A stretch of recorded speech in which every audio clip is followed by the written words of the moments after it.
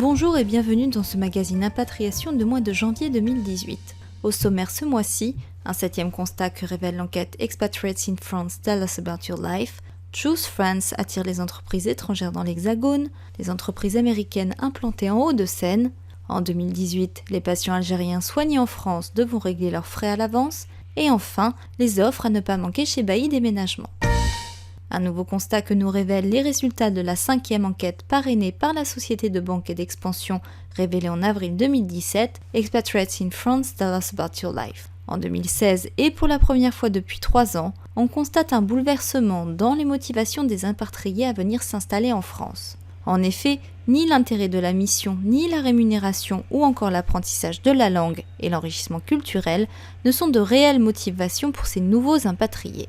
C'est l'attrait de la vie en France, selon 53% des sondés, qui est devenu une motivation majeure pour venir s'y installer. Ce bouleversement s'explique au travers des statuts de ces impatriés, plus indépendants, de créateurs d'entreprises qui privilégient la qualité de vie à l'intérêt d'une mission professionnelle ou encore d'une rémunération en baisse. Seuls 22% des impatriés ont été motivés par l'envie de quitter leur pays respectif, une grosse différence avec les Français qui en 2013 étaient plus de la moitié à être partis travailler ailleurs pour essentiellement quitter leur pays d'origine. Pour en savoir plus sur le sujet, consultez les résultats accessibles sur expatriates-in-france.com. Avant le Forum économique mondial de Davos, le président français Emmanuel Macron a mis les petits plats dans les grands. Lundi 22 janvier, plus de 140 chefs d'entreprise étrangers ont été accueillis par le gouvernement au château de Versailles dans le cadre de Choose France. Au total, 3,5 milliards d'euros d'investissement ont été annoncés par l'Élysée et près de 2200 emplois sur 5 ans. Les principaux projets, le constructeur automobile japonais Toyota va investir 300 millions d'euros et créer 800 emplois d'ici à 2020 sur son site d'Onin dans le Nord. L'allemand SAP, principal éditeur européen de logiciels, va investir 750 millions d'euros. Le groupe pharmaceutique suisse Novartis 900 millions d'euros. De son côté, Facebook va lancer en France 2 programmes pour former au numérique 65 000 personnes d'ici à la fin de l'année prochaine et investir 10 millions d'euros dans l'intelligence artificielle. Enfin, Google tablera sur l'ouverture à son siège parisien d'un centre de recherche fondamental consacré à l'intelligence artificielle. 56 000.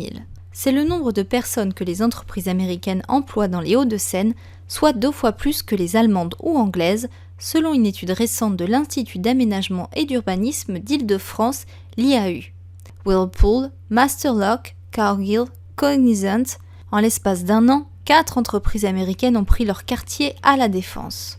Les États-Unis surinvestissent en Île-de-France et notamment dans les Hauts-de-Seine, où ils représentent 30% de l'emploi salarié lié à un groupe étranger, soit 3 points de plus que la moyenne régionale, a remarqué Thierry Petit, économiste à l'IAU, dans le journal Les Échos. Une tendance qui se confirme puisque selon l'agence Paris Région Entreprises, 21% des 359 projets d'investissement étrangers recensés en 2016 émanaient de sociétés américaines. Cet engouement pour l'Ouest s'explique par une politique territoriale très offensive et une offre immobilière adaptée.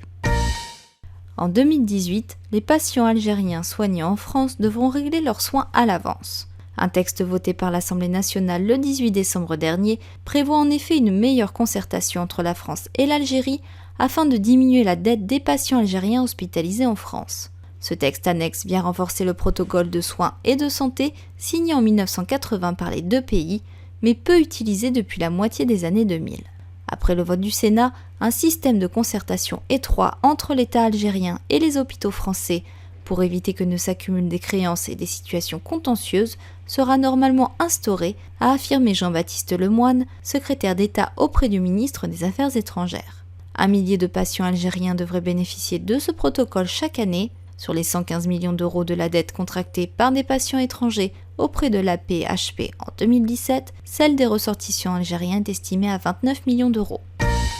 Enfin, pour les entreprises ayant besoin des services de déménagement, sachez que Bailly Déménagement propose ses services en France et à l'international, disposant de ses propres agences dans de nombreux pays étrangers, mais travaillant également en collaboration avec plus de 500 partenaires positionnés dans le monde entier. Du fret aérien, maritime, route, aux services de relocation, en passant par le stockage, tout sera fait pour vous simplifier la vie.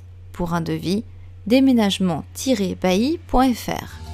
Merci de nous avoir suivis et rendez-vous le mois prochain.